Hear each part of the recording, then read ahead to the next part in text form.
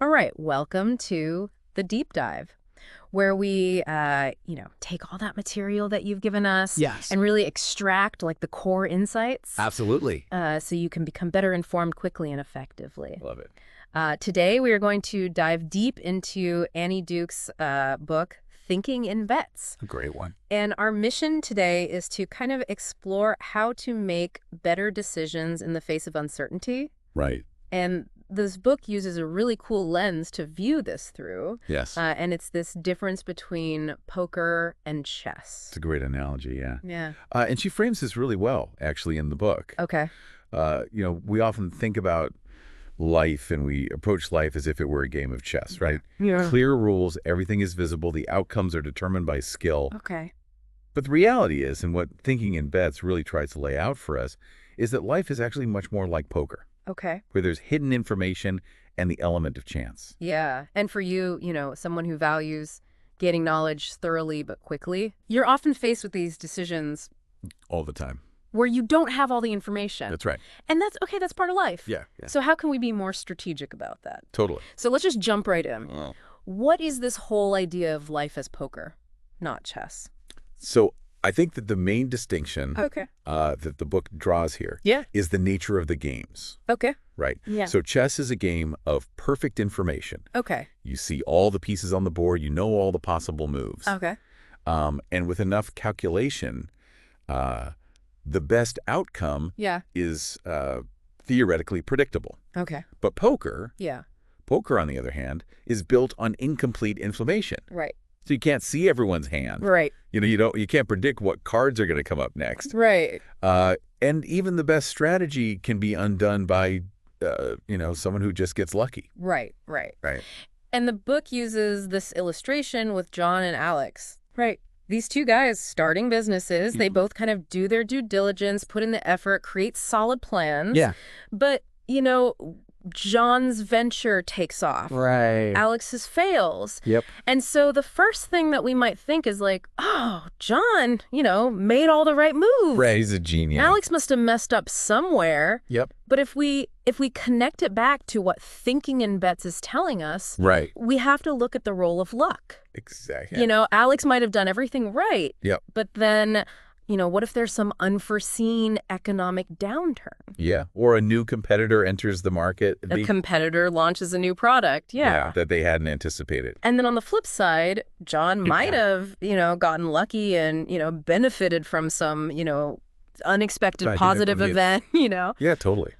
I think this really kind of hits home because Yeah. how often do we kind of look back on something and create this neat narrative Right. of cause and effect? Yes, exactly. But so much of it was completely outside of our control. Absolutely. And you don't know what you don't know.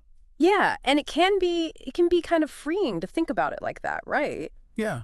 Because then we're not unfairly judging ourselves or others Right. solely on the outcome. Yeah. Love that. Right. Yeah. So how do we avoid that? So I think that this brings up a really important point in the book, which is this term resulting.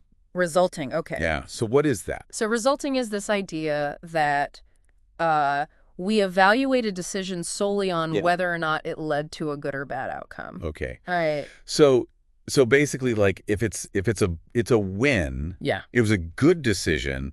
If it's a loss, It's a bad decision. bad decision. Yeah. Okay. And on the surface, that seems to make sense. Right. Exactly. But the book argues that this is a really flawed way to think. Okay. Why is that so problematic? So I think that it's problematic because it completely ignores the quality of the decision process itself. Oh, okay. Right. Yeah. So, like, if you think about a football coach who's deciding whether or not to go for it on fourth down, Yeah. Okay. Yeah. right? So they're in their own territory, Yeah. and they have to decide, do we punt this? Right. Or do we go for it? Yeah. And statistically, let's say with the information they had, Okay. it was the best decision, the highest percentage play to go for it. Right. But if they don't convert, they're going to get, lambasted for that. Oh, they're going to get crushed. Yeah, they're going to get crushed. Yeah. But if they do convert, everyone's going to say that was a brilliant decision. Right. It was a gutsy call. Yeah. But the actual soundness of that decision Yeah. doesn't change based on whether it worked or not. Right. Right. So the outcome, The outcome, yeah. is what determines whether people think it was a good or bad decision. Yeah. And they're in the exact same choice. Exactly. Under the exact same circumstances, Yeah. but they get labeled totally different. Totally different. Just based on whether it worked out or not. Yeah.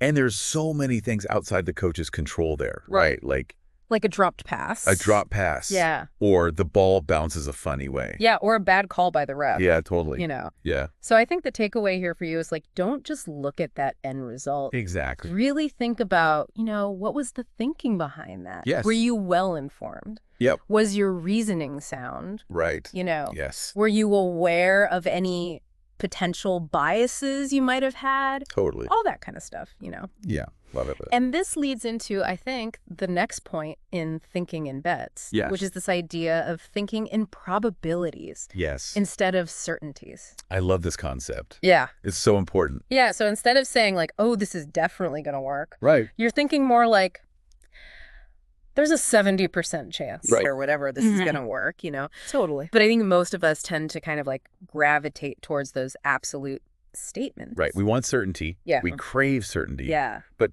the world is just not that predictable. Right. Exactly. So why is it so important to Yeah. shift to that probabilistic thinking? I think it's important because it allows us to,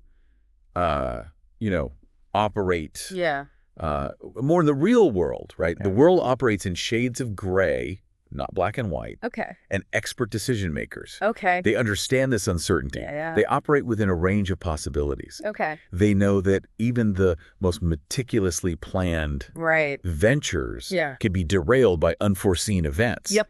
And they also know that conversely, sometimes Yeah. these long shot bets, they pay off. Right. You never know. Yeah. I think that example in the book about the doctor is really good. Yeah. The doctor recommending a treatment that has a 90% success rate, Right. but it doesn't work for a particular patient. Yeah. Well, that doesn't mean the doctor was wrong to recommend it. Totally. Right. Right. It's just that there's always that 10%. that chance, of failure. Yeah, that chance of failure is always there. And I think thinking in probabilities also just allows us to have, Totally. a more even-keeled emotional response. Less emotional turmoil.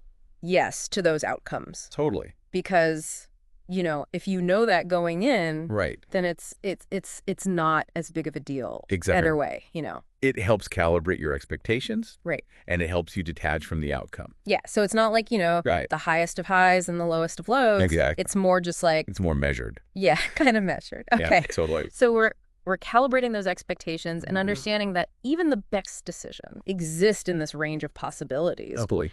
But thinking in bets also talks about what if thinking. Yes. Such a good tool. And how that can really help you. Yeah. So what is that and how can we use that? So scenario planning is essentially what if thinking is. Okay. And it's an incredibly valuable tool for decision making under uncertainty. Okay. So when you ask yourself, what if this succeeds or what if this fails, Right. you're essentially running simulations in your mind Yeah. of potential futures. Okay. And this helps you prepare Right. for different scenarios. I like that example in the book where they Yeah. talk about the entrepreneur. Yeah. And, they're coming up with their product. Yeah. And they're thinking about all the different The different scenarios. market scenarios, competitor moves, all that kind of stuff. Yep. And thinking about it ahead of time. Yeah. And I think that, the key here is it's not about being negative. Right. It's not about focusing on the negative. Yeah, it's not about being pessimistic. Yeah. Yeah. It's about being prepared. Right. It's about being a realist. It's about being a realist. Yeah. And it's about thinking through the different pathways Yeah. that could, unfold. So if you do that ahead of time, Yeah. then you're kind of better prepared. Yeah. Right? Yeah, you can identify those risks and opportunities Okay. early on. So then you can mitigate the risk. Totally. Yeah. You can come up with contingency plans. Okay. You can figure out how to capitalize on those favorable outcomes. Right. So whether you're thinking about, Yeah. making an investment, switching careers, or even, Totally. just a big personal decision, Yeah. taking the time to go through those what if scenarios I love that. can really help you out. Yeah, it can really enhance your preparedness. Yeah. So And it can help you,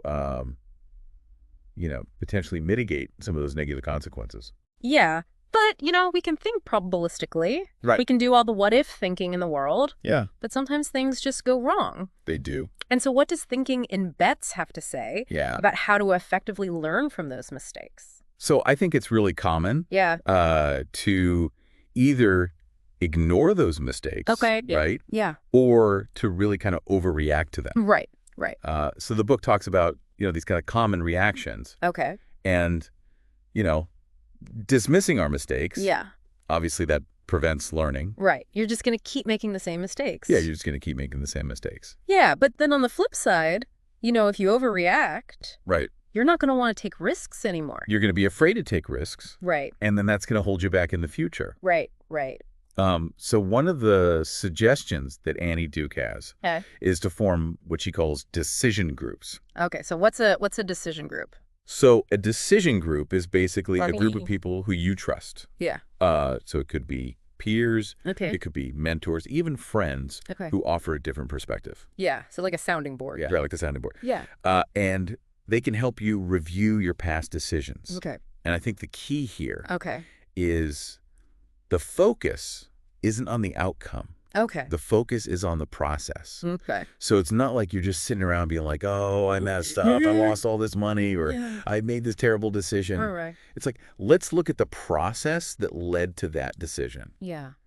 So this helps you kind of disentangle whether it was actually a bad decision or just a case of bad luck. Right. Because there is such a thing as bad luck. Totally. Yeah. And I think, a good analogy for this is poker players. Yeah. Right?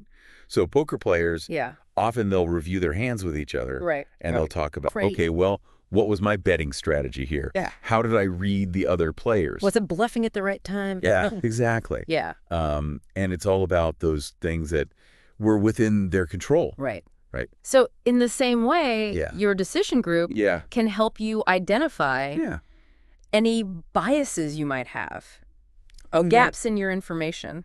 Or just flaws in your reasoning. Right. So they're not just looking at, one specific situation. Right. They're looking at the bigger picture. Yeah. They're kind of helping you become a better decision maker overall. Exactly. Yeah. And as Thinking in Bets points out, this type of objective analysis can be a really powerful tool for improving future decisions. Right. So even if you're not going to have like a formal decision group, just having that feedback loop. Yeah. Yeah. And getting, honest feedback. Yeah. From people that you trust. It's so valuable. To really help you, in the long run. Yep. So as we kind of wrap this up, what's the core message you think our listeners should really take away from Thinking in Bets? Yeah. So, while we can't control the outcome, Thinking in Bets really drives home the fact that we can control the quality of our decisions. Okay. So by using these strategies like thinking probabilistically, separating the quality of our decisions from the outcome, and really actively planning for different scenarios, and having that thoughtful review, we can really increase our ability to navigate uncertainty and improve our chances of success. So it's really about shifting from just trying to control the outcome, which you can't really do, to more like mastering that process. That's right. Yeah, cool. Of making these well-informed, rational decisions. I love that. Yeah. Understanding that. Right. Even the best bets, sometimes they just don't work out. Sometimes the cards don't fall your way. Yeah, exactly. And that's okay. Yeah. So how can we kind of leave our listener with something to kind of chew on? I think given that life really is more like poker than chess, with all the hidden information, the randomness. Yep. What hidden information might be influencing the outcomes you're currently experiencing? Okay. And how can you better account for that luck factor? Okay. Both good and bad. Yeah. As you kind of as you go forward. Move forward. Yeah. Yeah, I like that. So it's really about embracing that complexity and understanding that, sometimes you're going to have good luck. Right. Sometimes you're going to have bad luck. But you just got to keep making the best bets. Keep making the best bets. With the information you have. Absolutely. Yeah. I love it.